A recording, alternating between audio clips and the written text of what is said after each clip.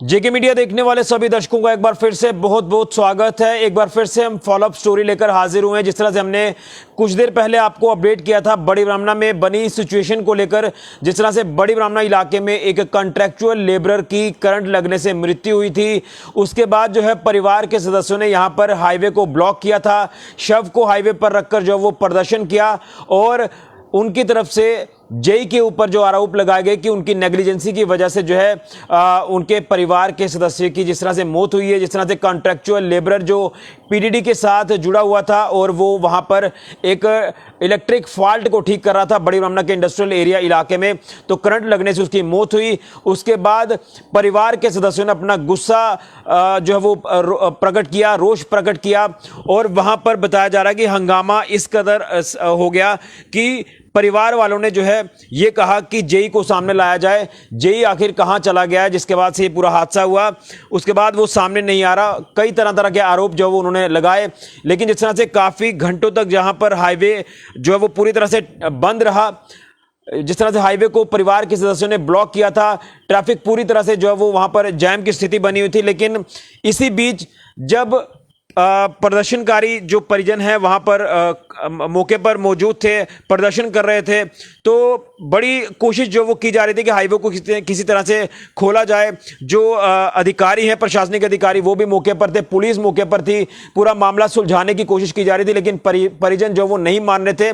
लेकिन उसके बाद जो है वो एसएसपी सांबा बेनाम तोष और डीसी सांबा अभिषेक शर्मा जो वो मौके पर पहुंचे और उन्होंने परिवार के सदस्यों को क्या कुछ आश्वासन दिए हैं, जिसके बाद से हाईवे को भी खोल दिया गया है और उसी के साथ साथ इसमें एक उक्त कार्रवाई जो वो करने का आश्वासन भी पुलिस ने दिया है। तो मैं सबसे पहले आपको बता दूं कि जब ये पूरी स्थिति वहां पर बनी हुई थी, हंगामा हो रहा था, परिवार के सदस्य की बात करें जो जिस व्यक्ति की मृत्यु हुई है उसकी पहचान मैं आपको एक बार फिर से कराना चाहता हूं। Shabir Hussain son of Noor Alam, resident of Jagti Nagrota.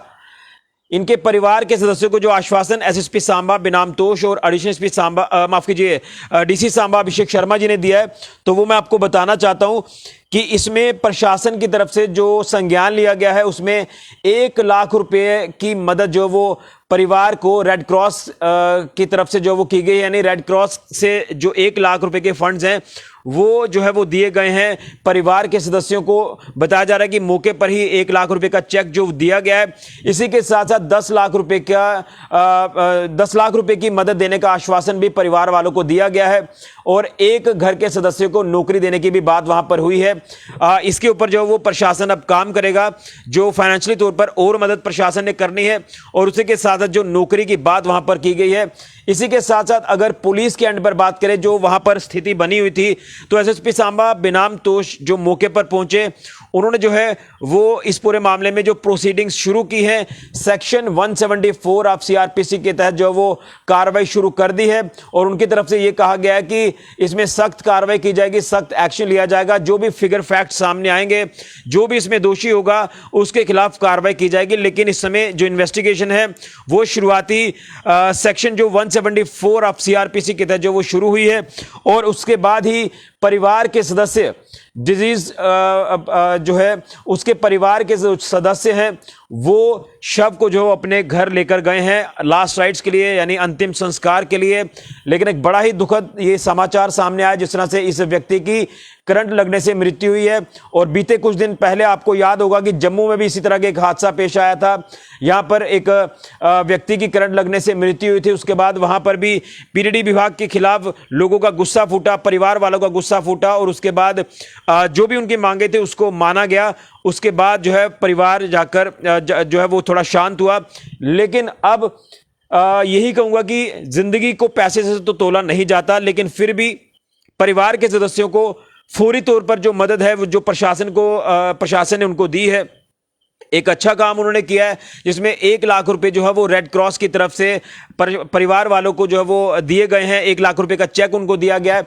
इसी के साथ साथ जो और फाइनेंशियली तौर पर हेल्प करनी है प्रशासन ने, जिसमें 10 लाख रुपए की बात की गई है और घर के एक सदस्य को सरकार जो नौकरी देने की बात की गई है, अब उसके ऊपर प्रशासन किस तरह से काम करता है ये आने वाले दिनों में पता चल पाएगा।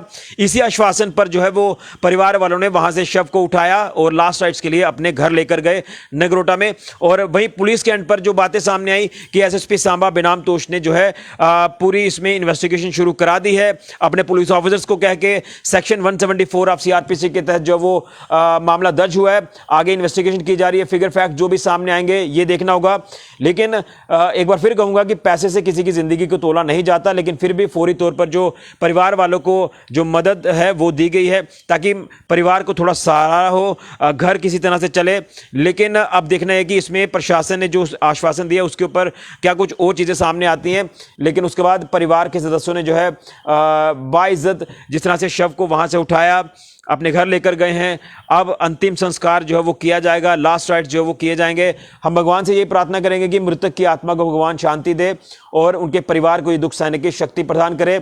लेकिन एक बार फिर कहूंगा, अगर इस तरह का कोई हादसा सामने आता है तो उसमें कहीं ना कहीं नेग्लिजेंसी ही होती है, तभी इस तरह के हादसे पेश आते हैं।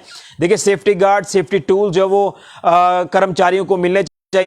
कॉन्ट्रेक्चुअल ये कर्मचारी था, जिस तरह से ये यहाँ इलेक्ट्रिक फॉल्ट ठीक करने आया था, तो उनको इस तरह के सेफ्टी किट्स, टूल्स जो वो मिलने चाहिए ताकि इस तरह के हादसे से वो बचे। क्योंकि बारिशों के दिन हैं, तारें गीली होती हैं, पोल्स गीले होते हैं। जिस तरह से ये व्यक्ति पोल पर चढ़ा हुआ था तो ये इलेक्ट्रिक शॉक यानी करंट की चपेट में आने से इस व्यक्ति की दर्दनाक मृत्यु हुई है। एक बड़ा ही दुखद है। परिवार वालों को भी सेटबैक हुई है, परिवार का भी एक यही सहारा होगा। और उसी के साथ साथ आपको मैं ये भी बताना चाहता हूँ कि जब इस तरह के हादसे पेश आते हैं तो परिवार वाले वो काफ़ी एक सेटबैक से गुजरते हैं। जिस तरह से ये पूरा हादसा पेश आया, घंटों भर यहाँ पर जाम की स्थिति बड़ी ब्राह्मणा में। परिवार वाले मानने को तैयार नहीं थे, शव को उठाने से तैयार नहीं थे कि जब तक हमारा कोई फैसला नहीं होता, हमारी मांगे पूरी नहीं होती, हम यहाँ से नहीं उठेंगे। उसके बाद घंटों भर जो है वो लोग भी जाम में फंसे रहे।